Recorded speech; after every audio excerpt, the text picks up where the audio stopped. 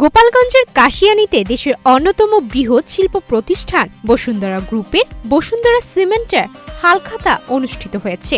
২৭ জানুয়ারি মঙ্গলবার কাশিয়ানী উপজেলার ভাটিয়াটারার messrs Jaminul traders ব্যবসা প্রতিষ্ঠান প্রাঙ্গণে হালখাতা অনুষ্ঠিত হয়। অনুষ্ঠানে আয়োজক প্রতিষ্ঠানের স্বত্বাধিকারী মোহাম্মদ জামিনুর রহমান তুহিনের সভাপতিত্বে অনুষ্ঠানে প্রধান অতিথি হিসেবে উপস্থিত ছিলেন বসুন্ধরা গ্রুপের বসুন্ধরা সিমেন্টের ফরিদপুর ডিভিশনের senior DGM SM. Abu Hasan. Padma সেতু, মেট্রো রেল এবং এলিভেটেড এক্সপ্রেসওয়ে নির্মাণের গর্বিত অংশীদার বসুন্ধরা সিমেন্ট।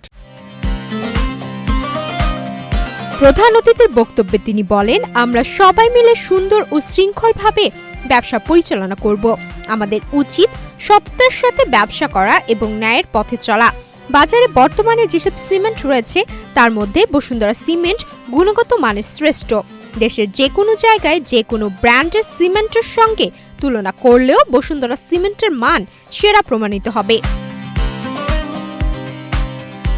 বিশেষ অতিথি হিসেবে উপস্থিত ছিলেন বসুন্ধরা সিমেন্টের ফরিদপুর জোনের manager Mohammad Moshiur Rahman, Gopalganj area manager Mohammad Badruddoza, territory manager Biplob Debnath, Gopalganj সদর উপজেলা টেরিটরি ম্যানেজার মোহাম্মদ পারভেজ মোল্লা সহ অনেকে।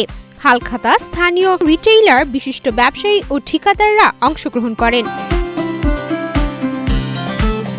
অনুষ্ঠানে অংশগ্রহণকারী প্রায় ১০০ জন রিটেইলার ও ঠিকাদারকে পুরস্কার প্রদান করা হয়। সবার জন্য মধ্যাহ্নভোজের ব্যবস্থা করা হয়। সুমায়া মিতু, বাংলাদেশ প্রতিদিন।